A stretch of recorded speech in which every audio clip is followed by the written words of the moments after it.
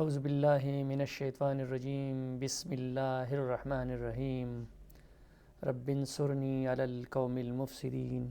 Dear students, good morning, and this is the continuity of chapter 4, that is about work and energy. Our today topic is absolute gravitational potential energy or gravitational potential energy at a point. हमारा आज का topic है absolute gravitational potential energy या gravitational potential energy at a point. What absolute gravitational potential energy is? It is the amount of work done to move a mass from point within the gravity to outside the gravity or to infinity.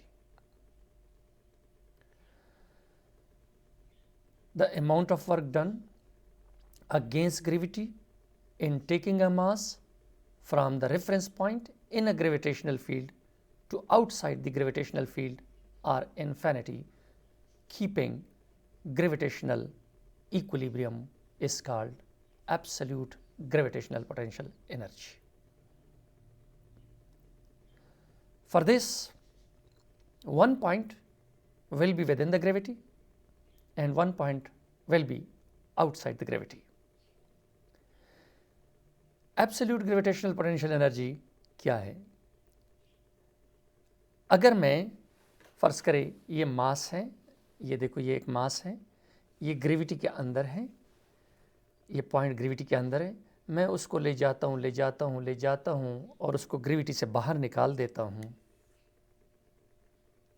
तो इस point से लेकर gravity तक बाहर निकालने में मैंने जितना काम कर दिया, इसको एब्सोल्यूट ग्रेविटेशनल पोटेंशियल एनर्जी कहते हैं.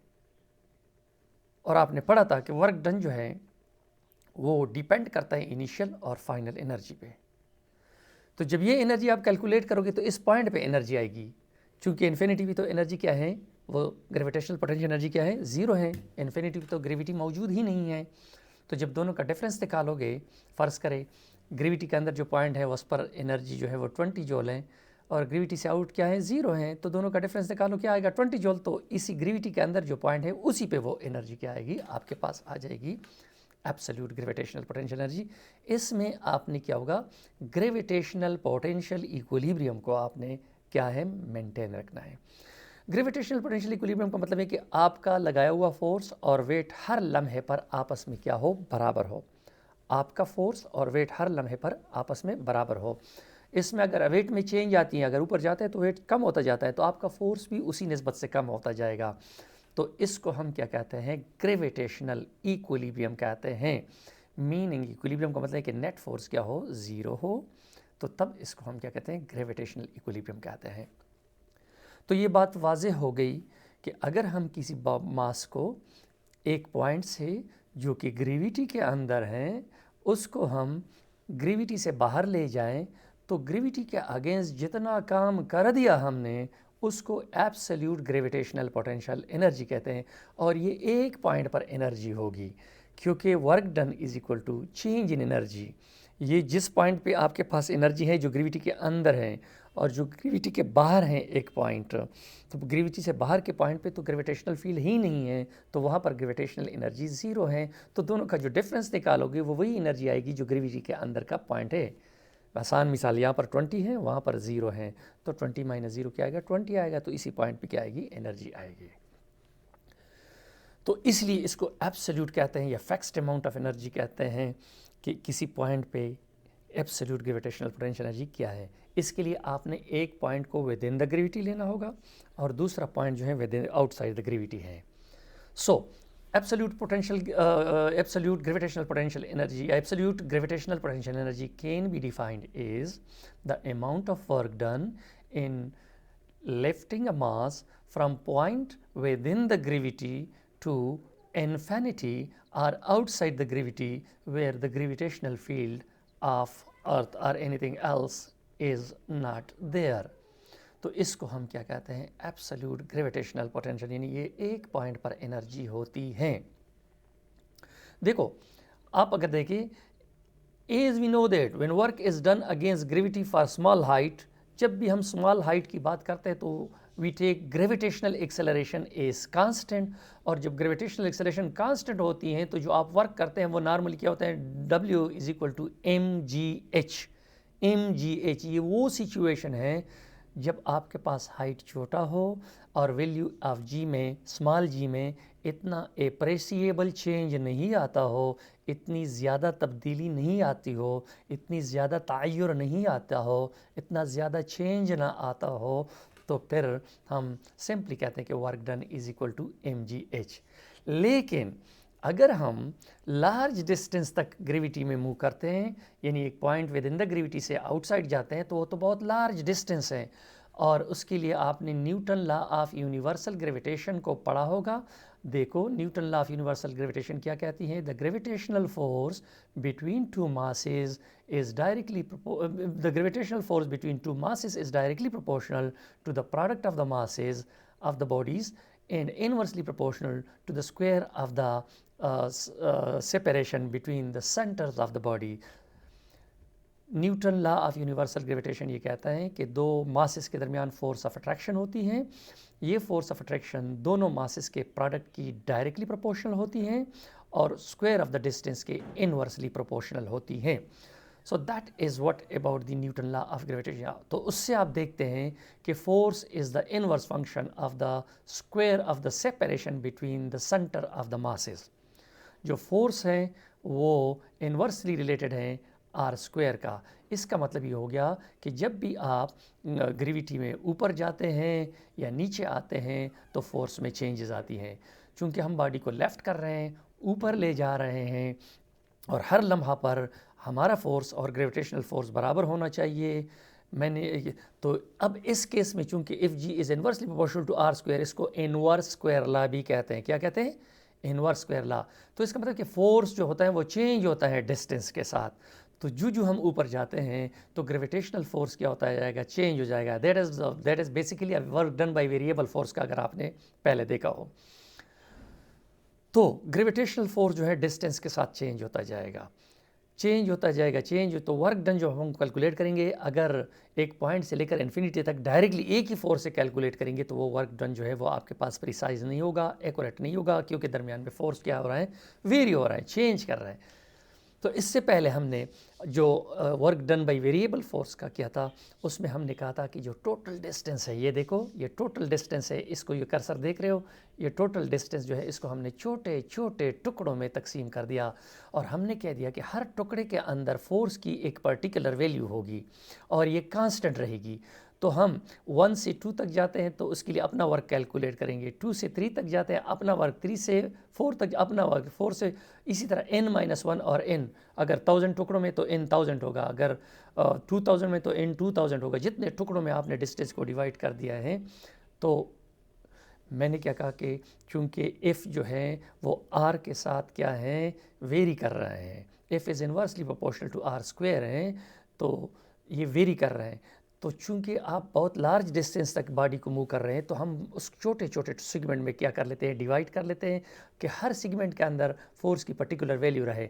इस सेगमेंट में अपनी वैल्यू होगी, इसमें अपनी वैल्यू होगी। मैंने ये नहीं कहा फोर्स चेंज हो रहा है, लेकिन विद इन द सेगमेंट जो है फोर्स चेंज नहीं हो रहा। यहाँ पर फ़र्ज़ करें 10 है, यहाँ से इस सेगमेंट में 10 रह गया, तो 10 के लिए अपना वर्क कैलकुलेट करिए। यहाँ पर 9.9 हो गया, तो यहाँ से लेकर यहाँ तक 9.9 होगा, फिर 9.8 हो गए, तो यहाँ से लेकर यहाँ तक। तो हर एक अलग अलग फोर्स के लिए हमने फिर क्या करना है, वर्क डन को निकालना है, और इन तमाम वर्क को हमने फिर क्या करना है, ऐड करना है।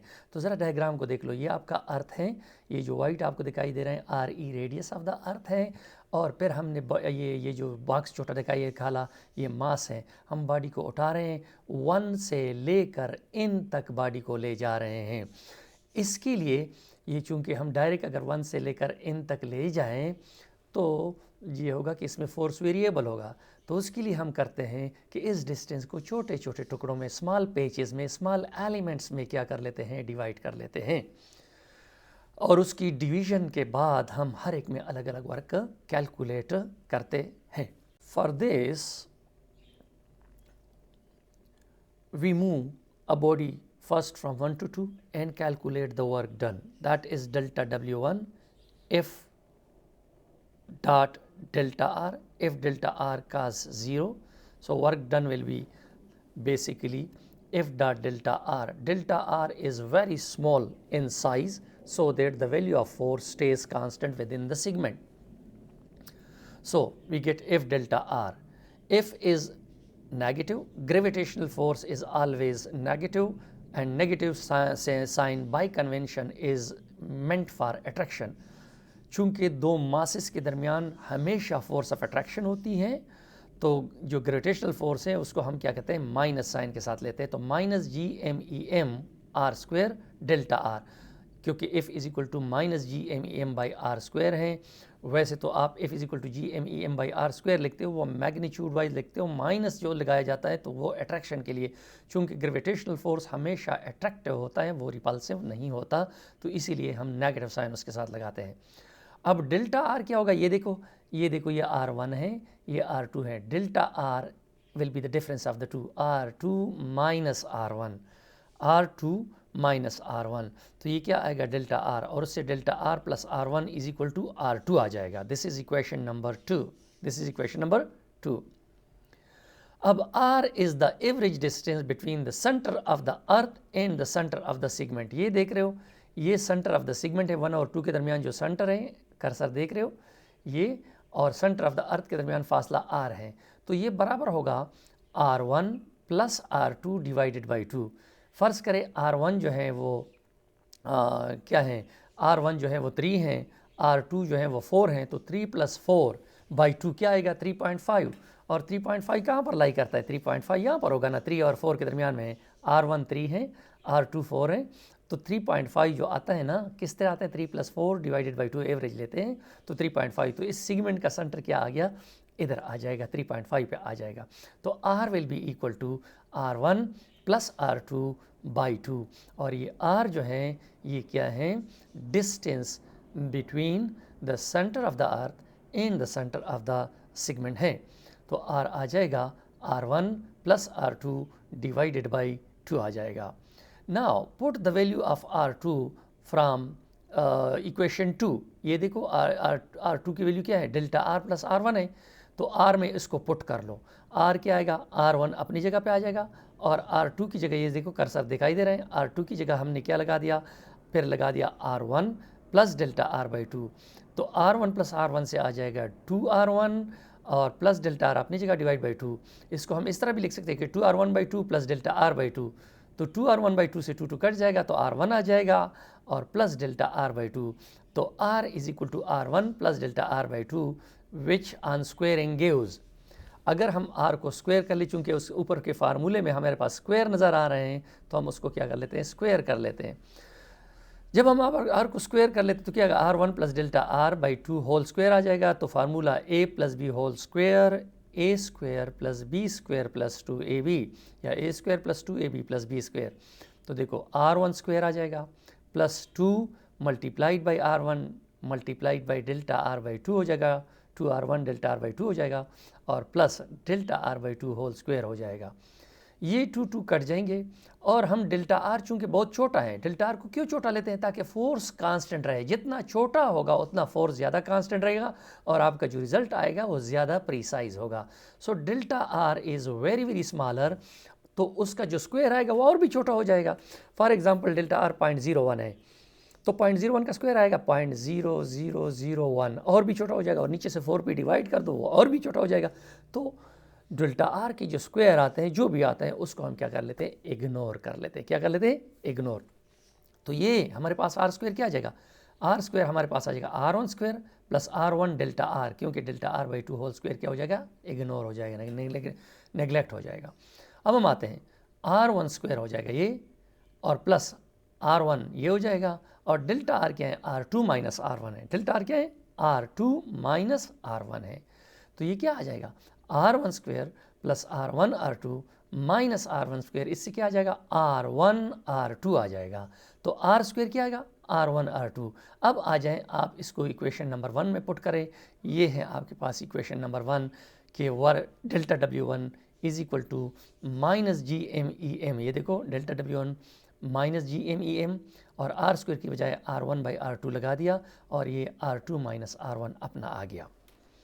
तो ये minus G M E M देखो R1 R2 को इसके भी नीचे भी लिख सकते हो, तो R2 डिवाइड बाई R1/R2, तो R2 कट जाएगा, यहाँ पर 1/R1 आ जाएगा, और R1 के नीचे अगर मैं R1 और 2 को लिख लूँ तो ये R1 कट जाएगा और क्या आ जाएगा, 1/R2 आ जाएगा।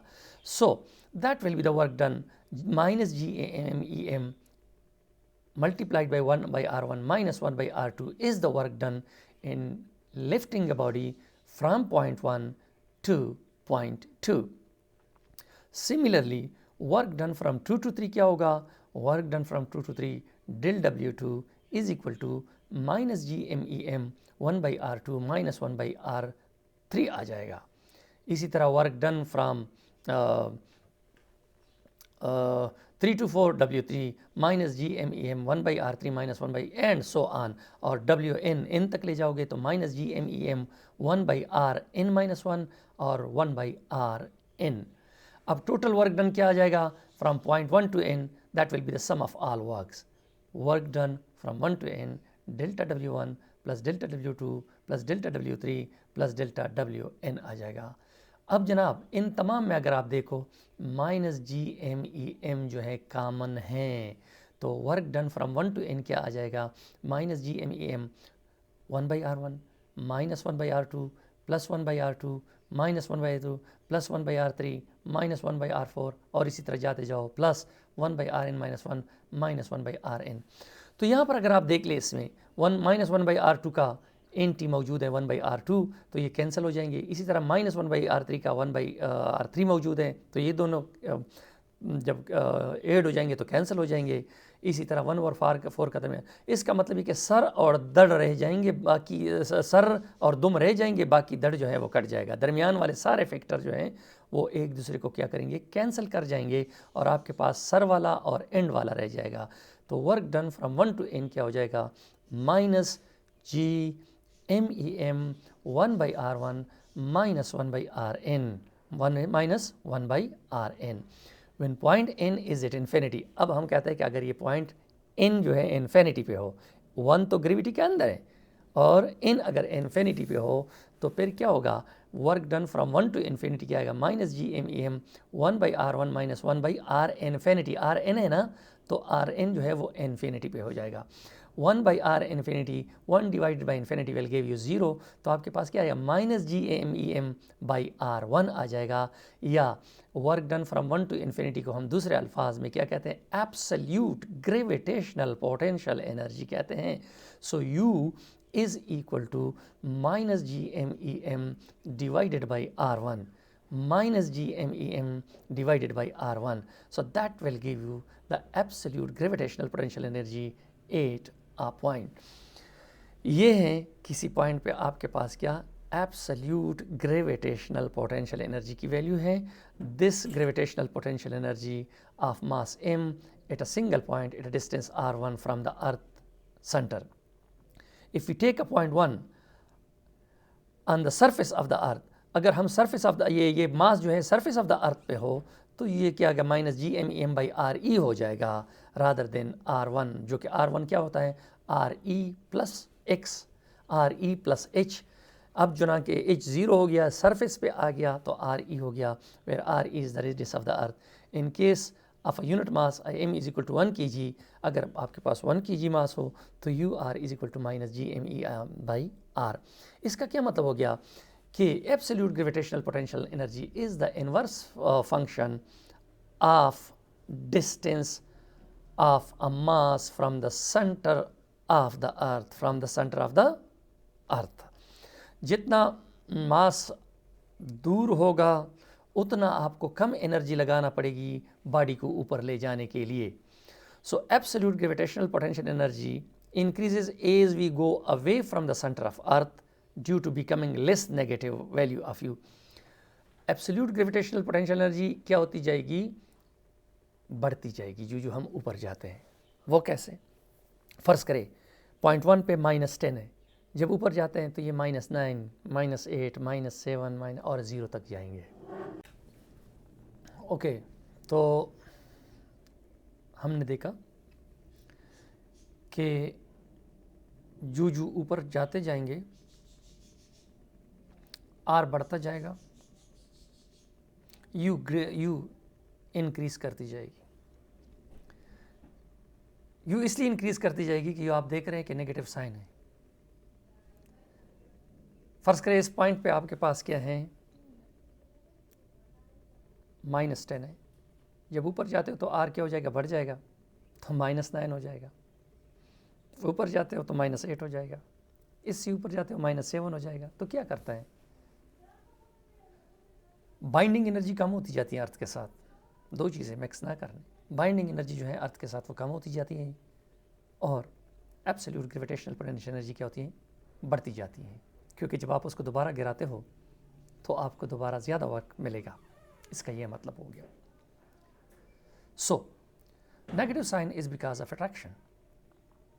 और जो हम ऊपर जाते हैं absolute gravitational potential energy increase करेगी, binding energy to the earth क्या करेगी, वो डिक्रीज करेगी। इसका फ़ायदा ये है कि जब भी हम रॉकेट वगैरह को लॉन्च करते हैं तो हम देखते हैं कि कहाँ से लॉन्च कर रहे हैं।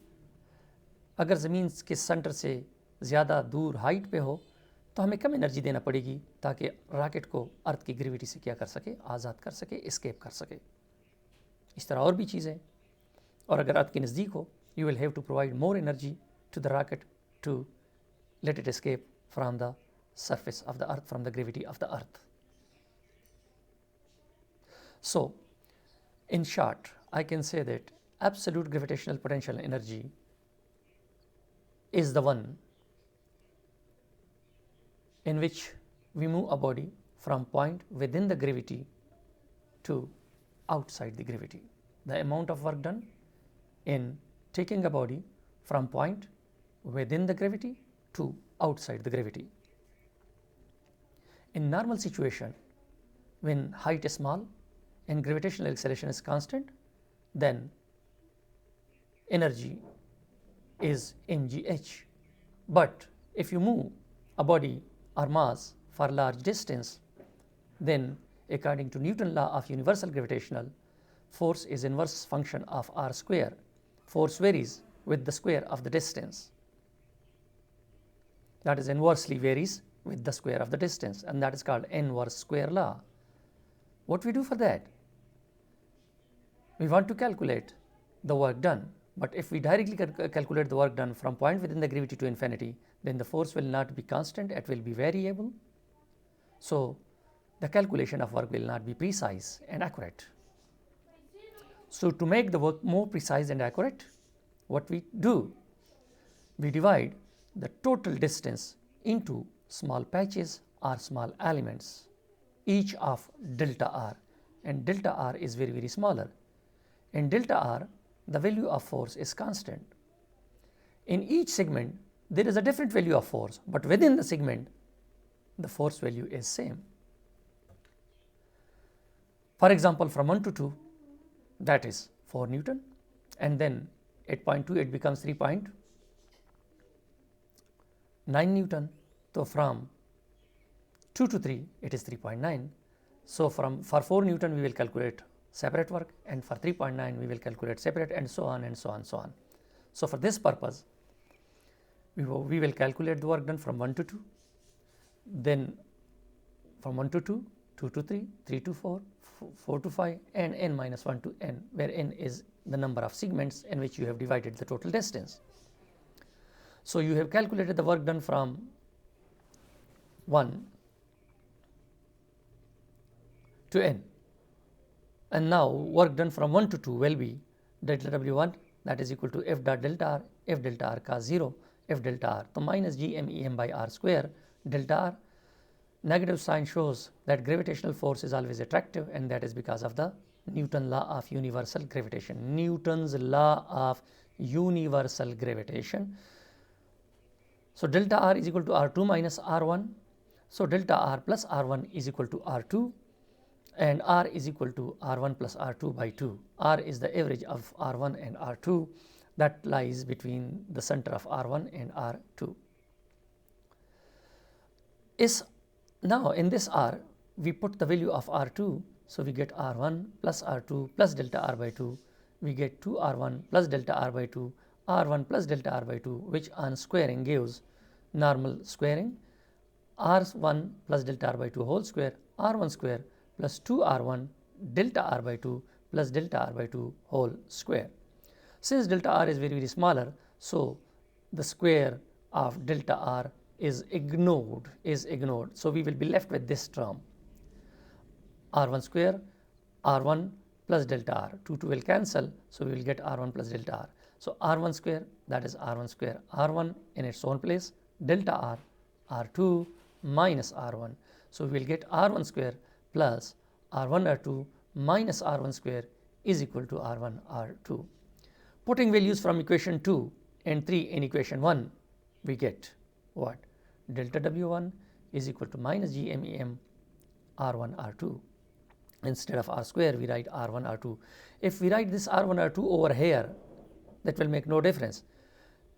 Now R2 by R1 R2, so R2 R2 cancel, we will get R1.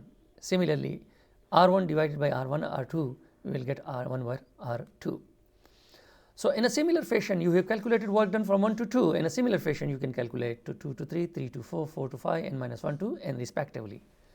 So delta W2 minus GMEM 1 by R2 minus 1 by R3. Delta W3 minus GMEM 1 by R3 minus 1 by R4, and delta Wn is equal to minus GMEM 1 by Rn minus 1 by Rn. Now the total work done from 1 to n will be the sum of all the work from 1 to 2, 2 to 3, 3 to 4, that is like that. Now minus GMEM is common in all, so we will get 1 by R1 minus 1 by R2 plus 1 by R2 plus 1 by R3 plus 1 by R3 plus minus 1 by R4, and so on up to minus 1 by Rn. So minus 1 by R2 plus 1 by R2, they will cancel. Minus 1 by R3 plus 1 over 3 will cancel. Minus 1 over 4 and here will be 1 over 4 plus 1 over 4, they will cancel. So the middle terms will cancel out each other and the initial and the final will stay. So work done from 1 to n minus GMEM 1 by R1 minus 1 by Rn. If now the n is at infinity, अगर point n जो है वो infinity पर है, तो क्या होगा?